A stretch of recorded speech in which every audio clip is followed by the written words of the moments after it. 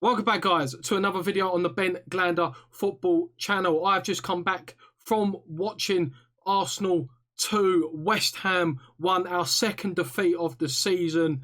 Now, before we get into it, guys, make sure you hit the subscribe button. We're close to 1,000 subscribers. And also, make sure you hit the like button. That would be greatly appreciated because that just helps the video. Now, let's talk about the match. Arsenal are victorious again. And this is like the second time in 2 years, like deja vu, that we have gone to Arsenal, been the better team, and we have come out on the losing end. Now, let's look at the starting 11. Let's analyse it. Now, a lot of changes. Well, we wanted a lot of changes, and then news broke that there was only one change from the Newcastle team, and that was Mark Noble missed out for an injury, and Masuaku started at left wing back, and we converted to a 5-3-2. Now, based on that one change, how did I think we play? I thought we played really, really well. I think the team in general give a lot of effort. And again, for the second time running, we have not taken our chances at Emirates. And we should have won the game. Not pretty comfortably, but we should have at least taken a point. But we should have really won the game. There was a stat that Sky Sports showed during the second half that we had 8 shots.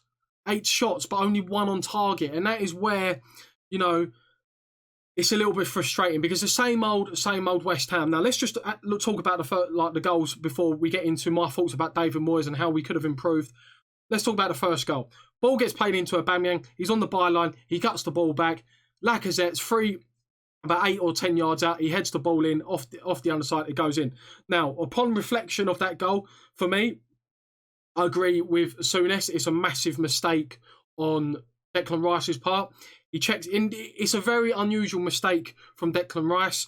He just doesn't sort of follow the runner. He doesn't anticipate that Lacazette's on the other side of him, runs off him, and he just by him not running and tracking Lacazette, he just has all that space to head the ball in. So that is the one thing. Now, was it offside? Well, the one angle that they gave us, which was sort of like straight down the line, it does look like, in my opinion anyway, let me know, you guys, that Agbona played him onside with his back leg. Now, it's up for debate. Let's talk about the penalty. I can't actually remember if the penalty was before or after. The penalty appeal on Gabriel, he misses a header, he misjudges the header, he hits him on the arm, and it wasn't a penalty. Now, I don't know if you guys watched the Manchester United game. It was a very harsh penalty that was given against Lindelof. It wasn't a penalty in my opinion. Crystal Palace had the penalty. They missed the first one, they retook the second one and scored. Now, what is the difference between that one and the one that Gabriel was supposedly not given? Now, apparently there's a new rule that it's pretty much the sleeve. Anything below the sleeve is classed as handball. So anything from the sleeve, right? Well, you know what? Guys, just slap on long sleeves. It's not going to be handball. What kind of stupid rule is that? That it's got to be like below the sleeve. What kind of crap's that? It should have been a penalty. Yes, it might have been harsh. But at the end of the day, you've got to be consistent. If you're going to give one penalty for Lindelof, you've got to give another one.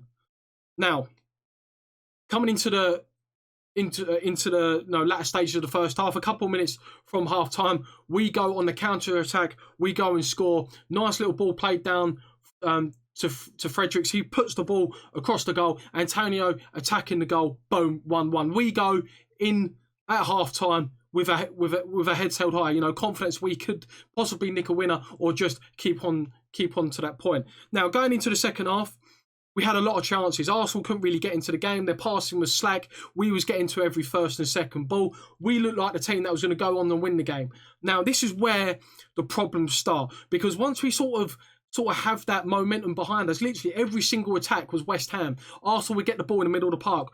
We would then transition it. Boom, we're on the counter-attack. Bowen, maybe he ran with the ball. Maybe he could have slipped in, 4 nails on the left-hand side. Maybe in certain scenarios, our decision-making could have been better. However, this is the problem that I had with David Moyes.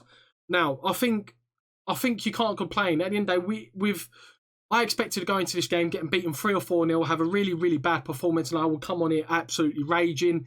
However, we have lost the game, but we've actually put some effort in. We've lost it with pride, but we could have been better in certain areas. We could have won this game, and it would have been a massive 3 points. Now, my question regarding David Moyes. Why are you being reactive again instead of proactive? And this is my main problem with David Moyes. Obviously, he's got my full backing at the moment. But my main problem is, why are you being reactive instead of, being proactive? He brings on Yarmolenko when sort of that period of 10, 15, 20 minutes when we was all on top, or we was on top of Arsenal. He brings Yarmolenko on when we've sort of died down. It's more Arsenal sort of more getting into a game. In my opinion, sort of in that moment where we was trying to push for a goal, why don't you take 4 hours off and bring on Anderson? Anderson played really well. Yes, it's Charlton, right? And he didn't really do much when he come on. But what do you expect when you bring on Anderson in the 88th minute? What do you expect from him when you're bringing him on with 2 or 3 minutes to go? It takes 5 or so minutes to sort of get into the game, fill the game. I just don't get it. I just don't get the substitutions, being reactive instead of proactive. Could he have brought Anderson on? Or could he have taken 4 hours off, put Antonio to the left-hand side, then put Haller up top? Because Arsenal really did struggle with our physicalness from set pieces, from general play, putting the ball in the box. Soucek hits the ball from a header. I actually know it was Antonio, but we just have chances from a lot of crosses, a lot of set pieces, and that was probably our way of scoring goals. Yes, we was hitting them on the counter attack, and a couple of better decisions maybe from Fornals, from Bowen, maybe from Antonio. We could have come away from this game with massive 3 points. And then we're losing the game 2-1. We chuck on our £45 million signing with 2 or 3 minutes to go. I think he comes on the 89th minute. Come on. What are we doing? Why are we putting Haller on in the 89th minute and then expecting him to do something? Because it just doesn't happen. It just doesn't happen. You've got to give players 5 or 10 minutes to sort of fill the game. You can't just expect to chuck them in at the deep end in the 89th minute and then hope Haller pops up in the 92nd with an equaliser or a winner. It just doesn't happen. If you're going to make subs, for me, substitutions in the 90th minute or the 88th minute is to waste time, or waste an extra 30 seconds because you're one goal up, just like Arsenal did when they brought David Luiz on. Just to sort of waste time, get the clock down. That is why substitutions, in my opinion, unless someone's injured, you're mainly doing it for tactical purposes and to waste time, game management. But for us, we're bringing on 2 of our record signings from the bench and expecting them to make an impact within a couple of minutes. It's just not going to happen. We should have brought in Haller, maybe partnered him, maybe change formation, maybe partner him with Antonio, or just take off Fornals, put Antonio on the left wing and stick Haller up top. And then we've got, because Gabriel was struggling to deal with Antonio, his physicalness. Soucek, when he was arriving late, they were struggling to deal with it. And it's so frustrating. Because another element is that is it a mental problem with West Ham? We can only get up for games that are London derby or teams that are better than us. If we had played like that against Newcastle, we walk away with a victory, no doubt. But we only get up for these big games, or the bigger games, shall I say. Last season, the amount of times where we've drawn to Brighton, we've lost to Burnley at home, but then we go and beat Chelsea. We go and give the bigger teams a much harder game at home than when it's Newcastle, where we should be stamping our authority.